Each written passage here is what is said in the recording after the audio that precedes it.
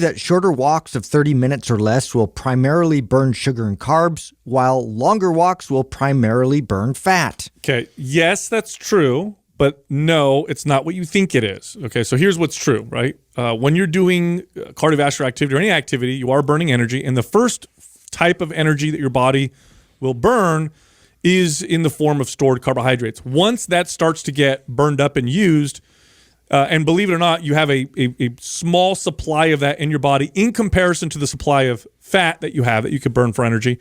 Once that is burned up, then your body starts to burn fat for energy. Now, here's why it's not what you think. It's not what you think because just because your body's burning fat for energy doesn't mean you're going to get leaner later if you're still in a calorie surplus. If you're in a calorie surplus, it just replaces it. It doesn't make any difference. I mean, keto, for example, ketogenic diet, you have no carbohydrate in your diet. You're running off of ketones, which is fat. Theoretically, you're burning fat all the time. And that's how they love to market it to you. Right. Can you gain body fat on keto, or can you not lose weight on keto or lose body fat on keto? Absolutely. Sure. So calorie deficit is necessary for fat loss, regardless of this, how much cardio you do and whether you're burning sugar, carbs, or fats. And the real benefit of comparison here is that a longer walk is going to burn more calories. Yes.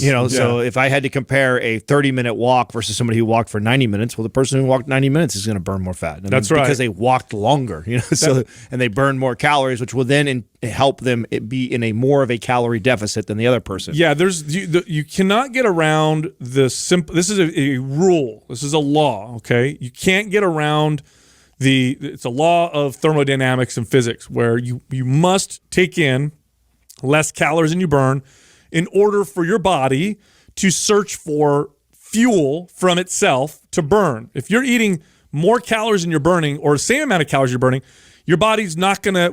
First off, let's say you're eating more calories than you were burning, and your body burned calories from its stored fat. Well, where do those extra calories go?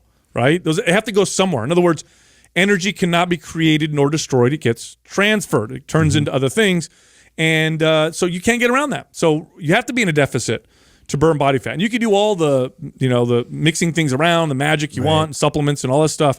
But if that's not happening, you're not going to lose body fat. Yeah, at the end of the day, that's all that matters. I mean, people will deplete themselves of glycogen and then do these like crazy intensive workouts and everything just to get, quote unquote, burning through all the sugar and everything else to then, the rest of the day try to burn fat. But if the calories, if you're still in a surplus, like it's all a wash. Well, and yeah, somebody who, for average people, this is the type of content I can't stand that gets spread in our space. It's like for the average person, this is so splitting hair difference type of conversation. It's like focus on build. You know what'll help better than all this? Build 5 pounds of muscle. That's it. Yeah. You want to trump walking for 30 minutes or an hour, or, short walks versus long walks. Like go build fat burning materials. That's right. Go build 5 pounds of muscle on your body. Okay. Which, by the way, 5 pounds of muscle distributed amongst your entire body looks like nothing. It won't look like a big difference. You're just tighter. Yes. And your body will naturally on its own